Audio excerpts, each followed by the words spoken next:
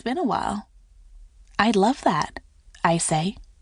Then it's a date, she says, smiling. There's the sound of heels on hard wood, and then the decisive snap of our front door closing. I lean back in my office chair and look down at Ace. My golden retriever looks back at me. Opaque match, I tell him. Sold, like a piece of furniture, to a venture capitalist. He cocks his head like only a dog can, as if he's trying to solve a puzzle. But this is one I don't have the answer to.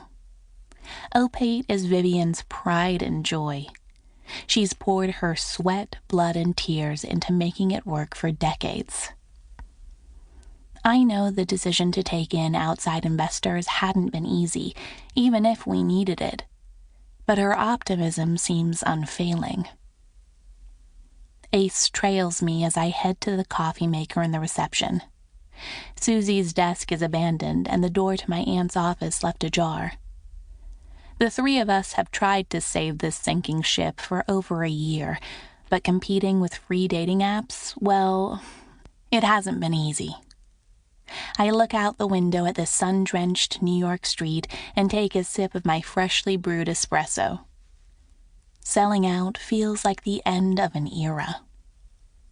The buzzer rings on our front door. I frown, heading to Susie's desk. None of us have clients scheduled for the rest of the day. I press down the answer button. Opaque match, how can I help you? The voice is masculine and clipped. I'm here for a meeting. A meeting? We don't have anyone scheduled, but Susie's made mistakes before. Of course, I say. Come on in. I hide the coffee cup behind a steel statue of Cupid and brush away some biscuit crumbs from my skirt before opening the door. I don't recognize the man who enters. He's also tall enough that I have to tilt my head back to meet his gaze. Dark-haired and suit-clad, but so are most of the men who come seeking our matchmaking services. No hints at his profession there.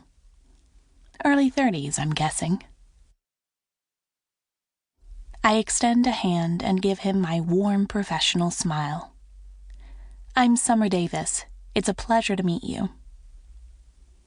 He looks at my hand a second too long before clasping it in his for a brief shake. I'm here for a meeting with Vivian Davis.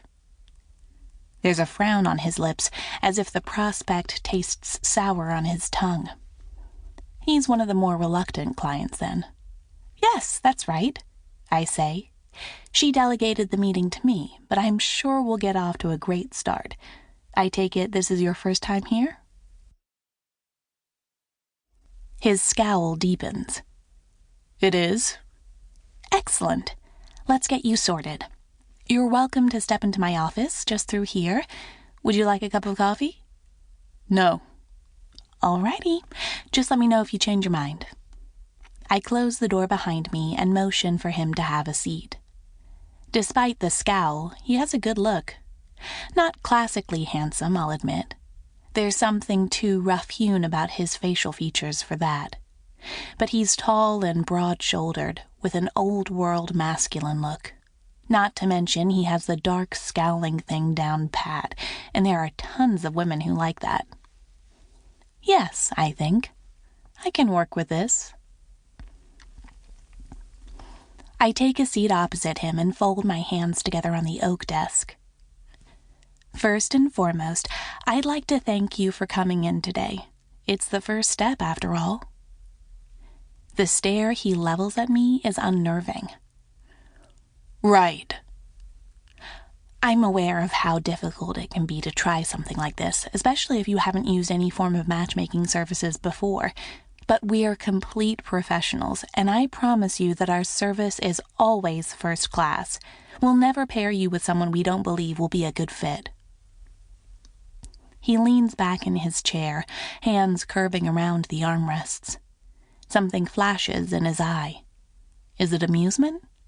This man is impossible to read, but I'll figure out his language. Good to know, he says.